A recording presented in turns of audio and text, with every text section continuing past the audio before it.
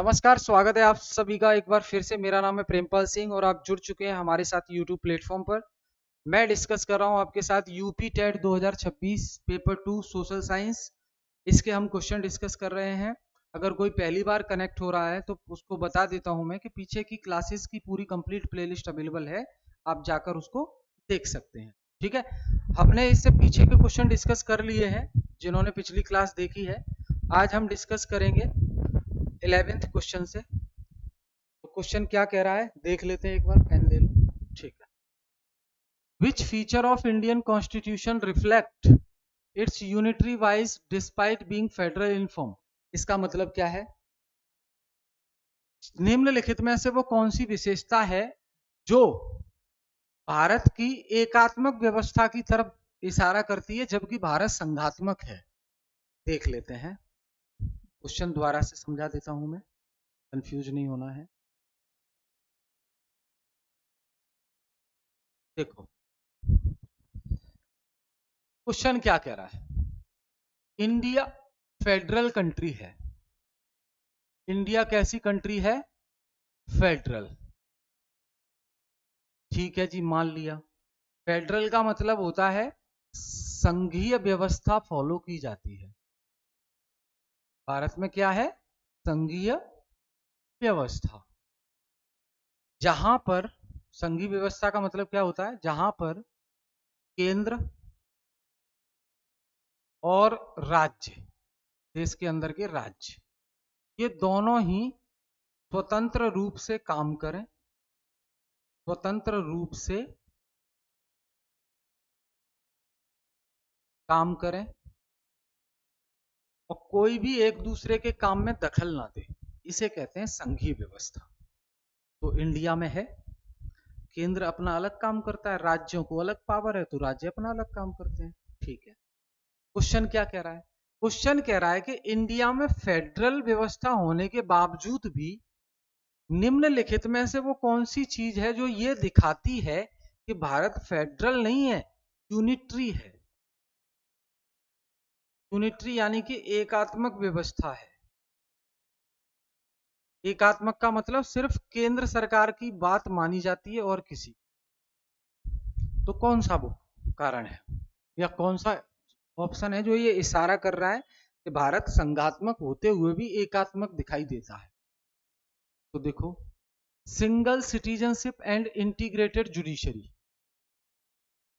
क्या भारत में एकल नागरिकता और इंटीग्रेटेड जुडिशियल सिस्टम है तो क्या क्या ये फेडरल की विशेषता नहीं है, ये यूनिटरी की विशेषता है? जी हाँ, ये यूनिटरी की विशेषता है। क्यों? क्योंकि अमेरिका के बारे में जब हम देखते हैं, USA, United states of America, America में केंद्र और राज्य की अलग अलग नागरिकता होती है। अमेरिका में जो 50 राज्य हैं और जो देश है, दोनों की अलग अलग नागरिकता डॉक्यूमेंट बनते हैं। ठीक है, क्योंकि वो फेडरल कंट्री है, वहां हर स्टेट का अपना सुप्रीम कोर्ट होता है, पूरी कंट्री का अलग से होता है फेडरल कोर्ट। ठीक है, पर हमारे यहाँ राज्यों की नागरिकता लेना जरूरी नहीं होता ना, कोई ऐसा प्रावधान है, सिर्फ भारत की नागरिकता होगी और कहीं भी किसी भी राज्य में रहो।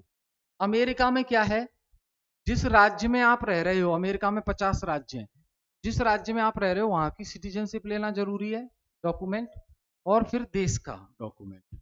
हमारे यहाँ नहीं है, हमारे यहाँ इंटीग्रेटेड जुडिशरी है। टॉप पर सुप्रीम कोर्ट आता है, उसी के अंडर में हाई कोर्ट होते हैं, उसी के अंडर में डिस्ट्रिक्ट कोर्ट या यूं कहें सबॉर्डिनेट कोर्ट होता है। तो ये वाली जो विशेषता है ना, ये फेडरल की तरफ इशारा नहीं करती है, बल्कि ये एकात्मक व्यवस्था की तरफ इशारा करती है।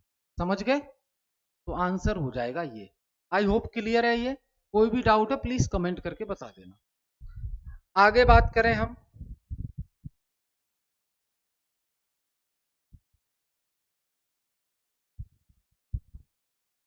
the concept of constitutionalism in the working of the Indian constitution implies, भारतीय संविधान के कार्यकरण में संवैधानिकता या यूं कहें संविधानवाद, इसको कहेंगे हम संविधानवाद। संविधानवाद इंग्लिश में कहते हैं constitutionalism. Constitutionalism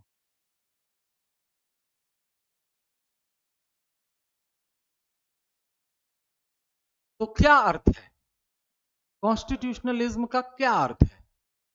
A, limited government and rule of law, सरकार की शक्तियां सीमित हों और कानून का शासन हो, विधि का शासन यानी कि संविधान का शासन चलता हो देश में, न कि किसी एक व्यक्ति का। बी, एब्सोल्यूट पार्लियामेंट्री सोवरेनिटी, संसद की पूर्ण संप्रभुता हो ब्रिटेन की तरह, या प्रेसिडेंशियल फॉर्म ऑफ गवर्नमेंट हो अमेरिका की तरह, या यूनिटरी सिस्टम ओनली हो चाइना की तरह।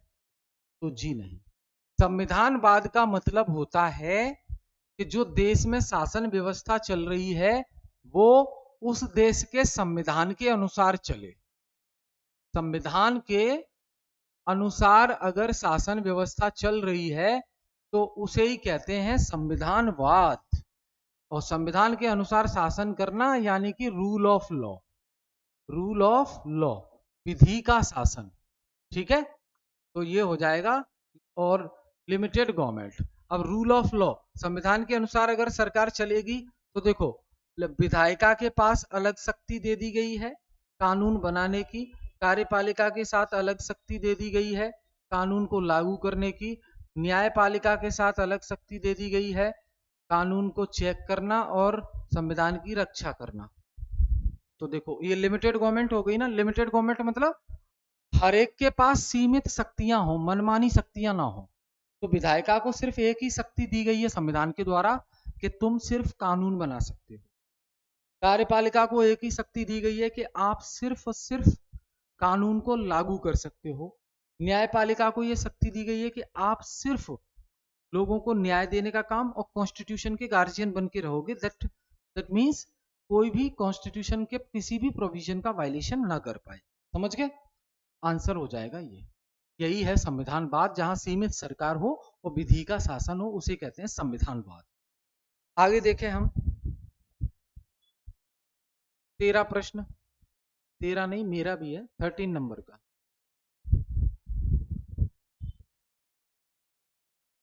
Which of the following best describe the nature of Indian federalism? अब भारतीय संघवाद की प्रकृति को निम्नलिखित में से कौन सबसे अच्छा दर्शाता है? तो भारत का संविधान जो है भैया अर्ध संघवाद है। भारत में एकदम शुद्ध संघवाद नहीं चलता है, भारत में चलता है क्या? अर्ध संघवाद। अर्ध संघवाद का मतलब तो याद करो अभी पीछे का क्वेश्चन। हमें ये केंद्र और राज्य स्वतंत्र रूप से काम करते हैं तो संघवादीय ढांचा लगता है भारत में। और जब जुडिशरी एक ही हो जाती है और सिंगल नागरिकता तो हमें एकात्मक लगता है। तो भाई केसी बीवर ने कहा है कि भारत का जो संविधान है वो न तो पूरी तरह से संघवाद है ना एकात्मक है, वो अर्ध संघवाद है। यानी कि कभी कभी संघवाद की झलक दिखाई देखने को मिलती है, कभी कभी एकात्मक झलक देखने को मिलती है। तो भारत का संविधान क्वेजी फेडरल है। क्वेजी फेडरल मतलब अर्ध संघवाद, और जिसमें केंद्र हमेशा मजबूत रहेगा, केंद्र सरकार हमेशा मजबूत रहेगी राज्यों की अपेक्षा, इसे कहते हैं क्वेजी फेडरल। तो भारत का ऐसा ही है। समझ गए? अगला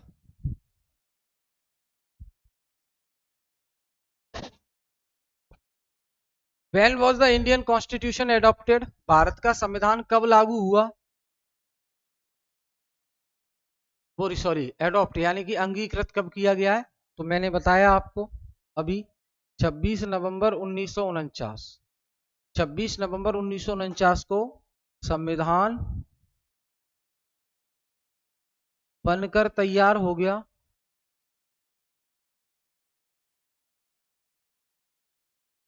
इसको एक्सेप्ट भी कर लिया हमने, और कुल मिला के 2 साल 11 महीना 18 दिन, इतना समय लगा बनने में इस संविधान को, लगभग 3 साल। ठीक है, तो ये याद रखेंगे आप, 26 नवंबर 1949। आगे देखें हम।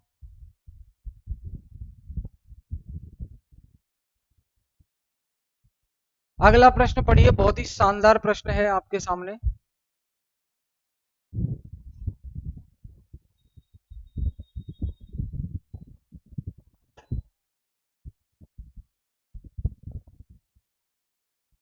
Who was the education minister in first cabinet of free India? आजाद भारत के जो पहली कैबिनेट बनी उसमें शिक्षा मंत्री कौन थे? और राजकुमारी अमृत कौर, मौलाना अबुल कलाम आजाद, आचार्य नरेंद्र देव, रफी अहमद किडवई। तो भाई मौलाना आजाद, अब अबुल कलाम आजाद, ये भारत के शिक्षा मंत्री बने थे। ठीक है, याद रखेंगे। इन्हीं के नाम पे, मौलाना अबुल कलाम आजाद के नाम पे एक एनआईटी बना हुआ है, NIT Bhopal, National Institute of Technology. Maulana Abul Kalam Azad National Institute of Technology, MANIT बोलते हैं इसको। ठीक, फिर the Election commission of India was established in January 1950। Who was the first chief election commissioner? जो इलेक्शन कमीशन ऑफ इंडिया, हाँ कहाँ गया, कहाँ गया, हाँ हाँ हाँ हाँ,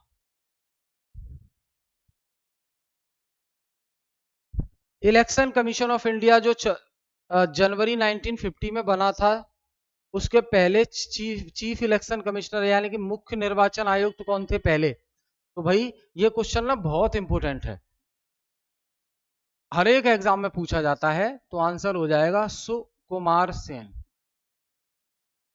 सुकुमार सेन ये है प्रथम, first chief election commissioner of India. अब अगर मैं बात करूं वर्तमान में, तो वर्तमान में है Gyanesh Kumar.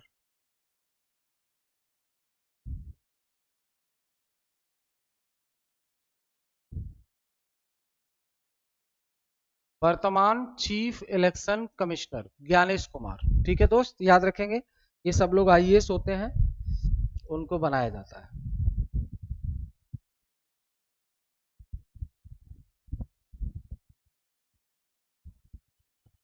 The primary function of commercial bank in India, Bharat में कमर्शियल बैंक जो वाणिज्यिक बैंक है, एसबीआई, आईसीआईसीआई, ये इनका प्राइमरी फंक्शन क्या है? जमा स्वीकार करना और ऋण प्रदान करना, डिपॉजिट को एक्सेप्ट करना और लोन देना। बी, करेंसी इशू करना, गलत, ये तो आरबीआई का काम है करेंसी इशू करने का, कमर्शियल बैंक नहीं करते। मॉनेटरी पॉलिसी को रेगुलेट करना, ये भी आरबीआई का काम है।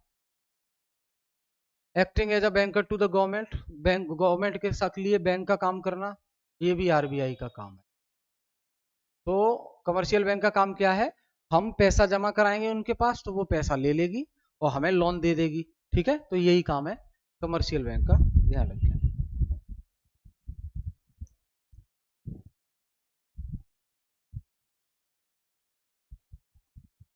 अगला क्वेश्चन देखिए, आप स्क्रीन पे है सामने। The second general election was held in which year? जो दूसरे आम चुनाव है वो कब हुए थे? तो देखो भाई, 1952 में तो होते हैं फर्स्ट जनरल इलेक्शन, 1957 में होते हैं सेकंड जनरल इलेक्शन। ठीक है, 58, 59, 60, 61, 62, और 62 में होते हैं थर्ड जनरल इलेक्शन। समझ गए?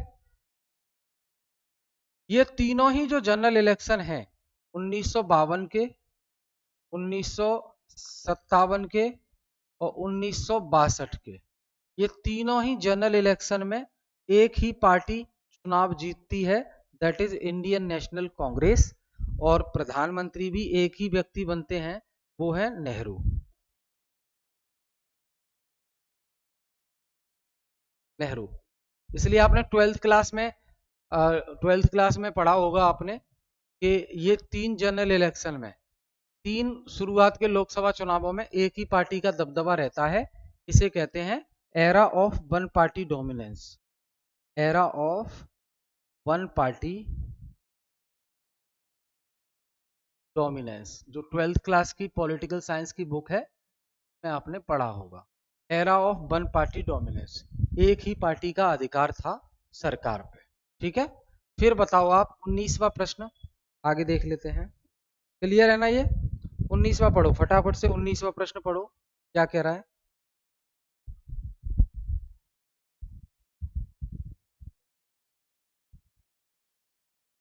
Latitudes are important for determining, अक्षांश जो होते हैं पृथ्वी पर लेटी हुई लाइन निम्नलिखित में से किसके निर्धारण के लिए महत्वपूर्ण है? लोकल टाइम बताना ये तो नहीं बताते, ये तो लॉन्गिट्यूड बताते हैं। इंटरनेशनल डेट लाइन ये भी लॉन्गिट्यूड है। Heat zone of the earth, पृथ्वी की जो हीट जोन है, जैसे ये पृथ्वी है तो ये वाली एक जोन हो गई, एक ये जोन हो गई, है ना, 3 जोन होती हैं अर्थ की। तो हीट जोन को डिटरमाइन करता है, और लैटिट्यूड लॉन्गिट्यूड दोनों मिला दिया जाए तो भाई लोकेशन को डिटरमाइन करता है।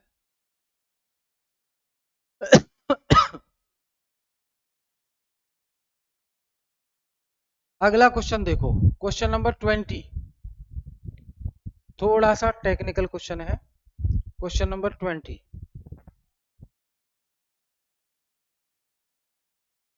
The discontinuity that separates the earth crust from mantle is known as. देखो भाई, ये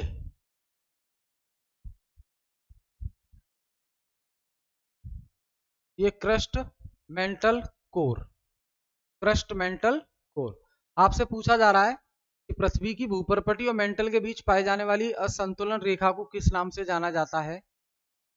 ये तो हो गई क्रस्ट, और मेंटले ये हो गई। इसके बीच में ये जो लाइन है, इसके बीच में ये जो लाइन है, ये इसे कहते हैं डिसकंटिन्यूटी, जहां क्रस्ट खत्म होती है और मेंटल शुरू होती है। तो इसको क्या कहा जाता है? महोर्विक डिसकंटिन्यूटी, गुटनबर्ग, कॉनराड या लेहमन? तो महोर्विक डिसकंटिन्यूटी कहते हैं। इस लाइन को क्या कहते हैं? महोर्विक, महोर्विक डिसकंटिन्यूटी कहते हैं। अब जैसे मैं आपको बताऊं यूपी टेट वाले, तो जब आप 7th क्लास की एनसीईआरटी पढ़ते हो, 7th क्लास की जो एनसीईआरटी है अवर एनवायरमेंट के नाम से, अवर एनवायरमेंट के नाम से एनसीईआरटी है हमारा पर्यावरण, उसमें आप पढ़ते हो पृथ्वी की आंतरिक संरचना, पृथ्वी की आंतरिक संरचना, इंटीरियर ऑफ द अर्थ। उसमें ये आपको पढ़ने को मिलता है crust mantle core, crust mantle core. और कई बार ये सीक्वेंस में अरेंज करने को भी एग्जाम में पूछा जाता है। बताओ समझ आई मेरी बात? चलो भाई आगे चलें इसी बात को लेकर। देखो भाई ऑफलाइन, हाँ ऑफलाइन क्लासेस अवेलेबल हैं, सेंटर पर ही चल रही हैं ऑफलाइन क्लासेस। ठीक है, आप कॉल या व्हाट्सएप कर सकते हैं।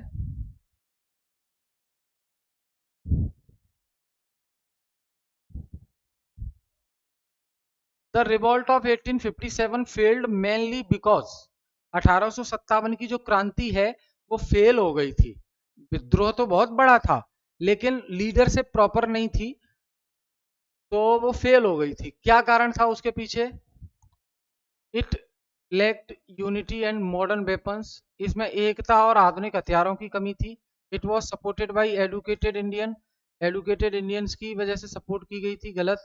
British had no military superiority, गलत। It was a planned all India movement, गलत। तो ये हो जाएगा एकता नहीं थी, सब में एकता नहीं थी, प्रॉपर लीडरशिप नहीं था। ठीक है, इसलिए फेल हो गई थी। 21वां, तो lack of unity, poor organisation, inferior weapons are major reasons. ठीक है, याद रहेगा। चलो आगे, Who among the following was declared the Emperor of India during the revolt of 1857? 1857 की क्रांति के टाइम पर किसको भारत का बादशाह डिक्लेयर कर दिया गया था। भारत का बादशाह डिक्लेयर कर दिया गया था किसे? बताओ भाई। तो देखो, भारतीय लोगों को बहादुर शाह जफर का साथ चाहिए था 1857 की क्रांति में अंग्रेजों के खिलाफ। तो भारतीय लोग जो मेरठ से निकल कर आए थे, यमुना क्रॉस करके दिल्ली पहुंचे लाल किला के सामने, और बहादुर शाह जफर से मुलाकात की और उनको हिंदुस्तान का बादशाह डिक्लेयर कर दिया। क्यों? क्योंकि अंग्रेज बादशाह से ये कह चुके थे कि आपके बाद आपके परिवार से कोई बादशाह नहीं बनेगा। हाँ, आपके परिवार को पेंशन मिलती रहेगी और आपको लाल किला से निकालकर दूसरी जगह शिफ्ट कर देंगे। इस बात को लेकर टेंशन में था राजा। अब भारतीय लोगों ने कह दिया कि नहीं, आप ही हो हमारे हिंदुस्तान के बादशाह, जिससे वो मदद करे भारतीय लोगों की। ठीक है, तो ये हो जाएगा आपका बहादुर शाह जफर सेकंड। आगे देखें।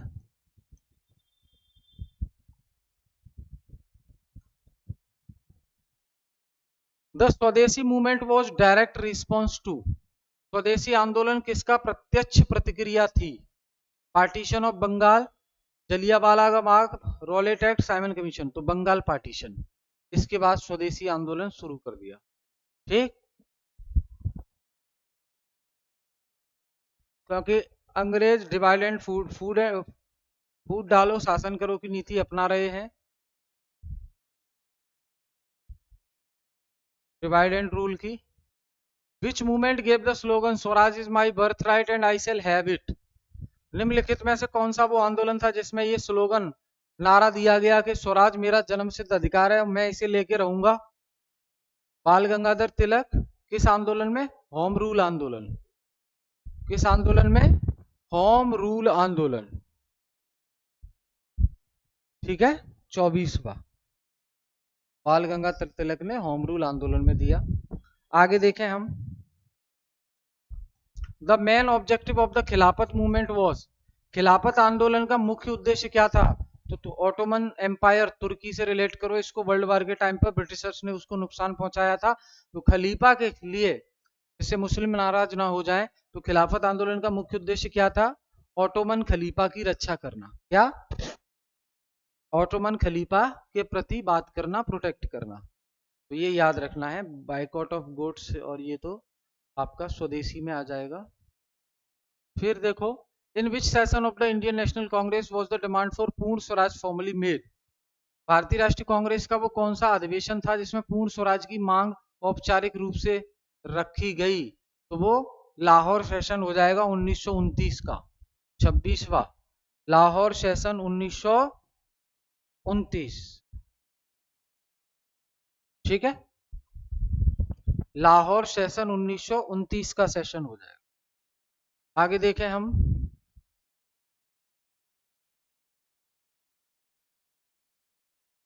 The constituent assembly first meet on. Bharat की जो संविधान सभा थी, जिसे संविधान बनाने का काम करना था, उसकी पहली मीटिंग कब हुई? 9 दिसंबर 1946 को। ये हमने शुरू में देख लिया। Which of the following is considered the heart and soul of the Indian constitution? भारतीय संविधान का हृदय और आत्मा किसे माना जाता है? फंडामेंटल राइट्स को माना जाता है। डॉक्टर भीमराव अंबेडकर ने माना। डॉक्टर भीमराव अंबेडकर ने संविधान का हृदय और आत्मा कहा है फंडामेंटल राइट को। स्पेशली जो 6वां फंडामेंटल राइट है, राइट टू कॉन्स्टिट्यूशनल रेमेडीज, यानी कि संवैधानिक उपचारों का अधिकार, आर्टिकल 3232। फिर है, idea of justice social economic and political in the preamble has been taken from. ये जो जस्टिस सोशल इकोनॉमिक रिफॉर्म, ये कहां से लिए गए हैं? रूस की क्रांति से, फ्रेंच की क्रांति से, ब्रिटिश कॉन्स्टिट्यूशन से, कहां से लिए गए हैं? बताओ भाई, जल्दी से बताओ। ये जो आइडिया लिए गए हैं भारतीय संविधान में, ये कहां से लिए गए हैं? ठीक है, रूसी क्रांति। एक और देख लो। Which schedule of the Indian constitution deal with the division of powers between centre and state?